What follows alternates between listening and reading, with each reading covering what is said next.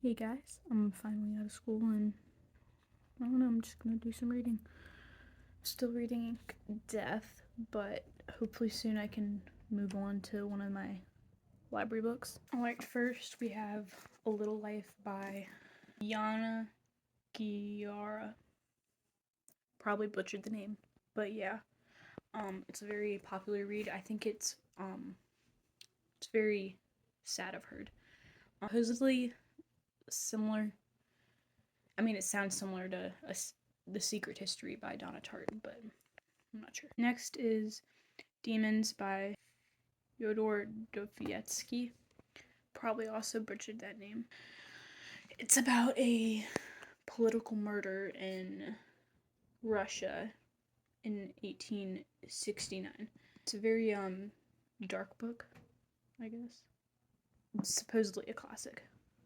Honestly, never heard of this one before, but hopefully it'll be pretty good. The next one is Bury Our Bones in the Midnight Soil by V.E. Schwab. This is the same author as The Invisible Life of Addie LaRue, and I absolutely love that book. It was, I don't know, it was just written really well. The prose was just fantastic. The characters were decently, like, they were original. Pretty original. About, like, a vampire. I'm not actually really sure what it's about. I'm sort of going into it blind. But, I don't know. It seems pretty cool. And the last one I got is The Goldfinch by Donna Tartt. I actually haven't finished her Secret History book. I got like halfway through. I might finish it. Actually, no, I don't know what this one's about either. It's a haunted odyssey through present-day America and a drama of enthralling force. Begins with a boy who survives an accident that kills his mother, and he's abandoned by a father. That sounds terrible. It's a novel of striking narrative, energy, and power. I don't know. This one sounds kind of dark. I don't know. As you can tell, I say I don't know a lot. It doesn't necessarily mean I don't know. I just can't, like, get the words out, I suppose. But, yeah. So, let's get reading.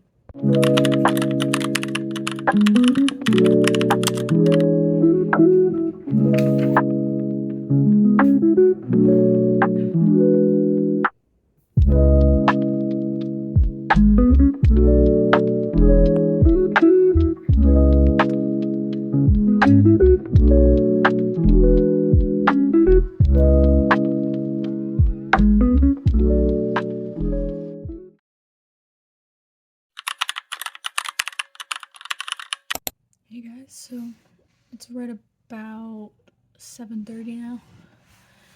I read a good chunk of Ink Death, and I keep wanting to say Inkheart because that was the first book.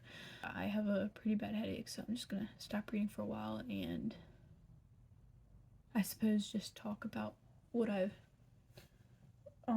read just now. So the story is pretty much a bookbinder named Mortimer, or his nickname is Mo. That's what they commonly call him. And he has a daughter, Maggie.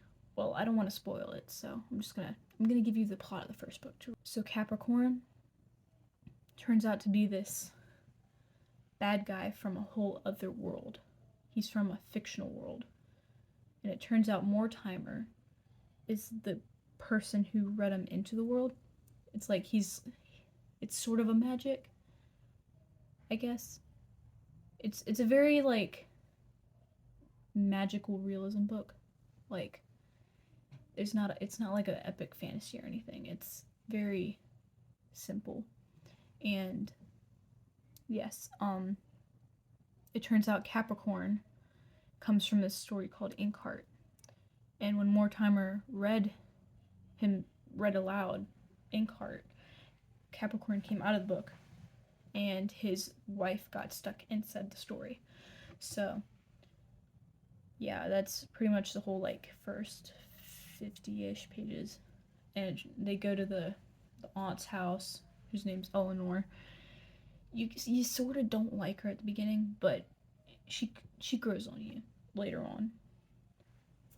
She sort of has her own character arc, I guess. But yeah, there's this feeling about it that well, that's good.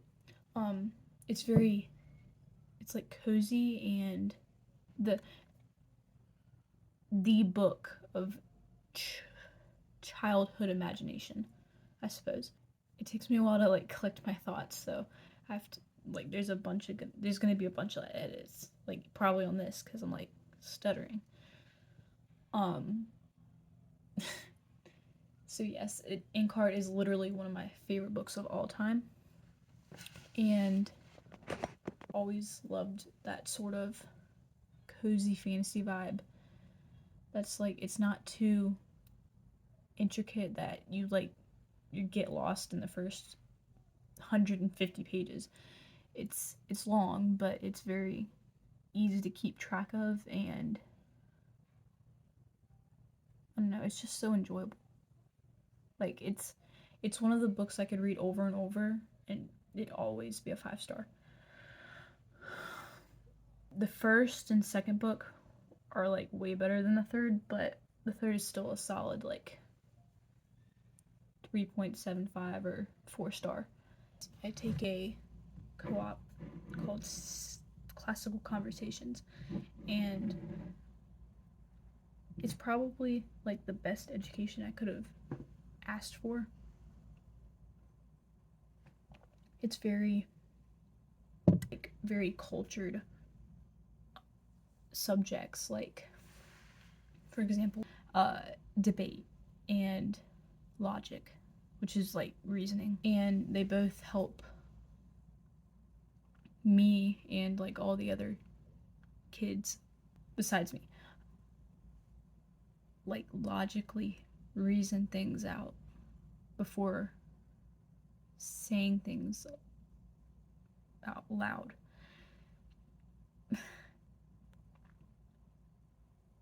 Yeah, it's just a really helpful thing. I don't use it every day, but it's a very helpful thing when I'm trying to discern like arguments like when I'm doing debate. It helps me when I'm debating against somebody to truly dissect what they're saying and seeing whether it's valid or not.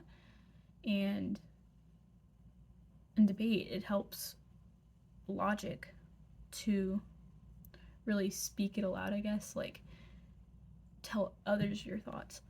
And like on here, this is helping me not really public speaking, but just speaking in general. Like, I've noticed the more I speak for this vlog, the more, I don't know, the more times I stop to think about what I'm gonna say. I don't immediately go to or like or but, even though I do those things. So yeah, I'm trying to fix that, sort of, like fixing the like and you know, I don't want to always be filling the silence with a sound. Silence isn't bad. It's a way of showing that you're really thinking things through. I really sorry, that's my cat's. It's her little foot. Being silent and pausing isn't a sign of not being able to comprehend something.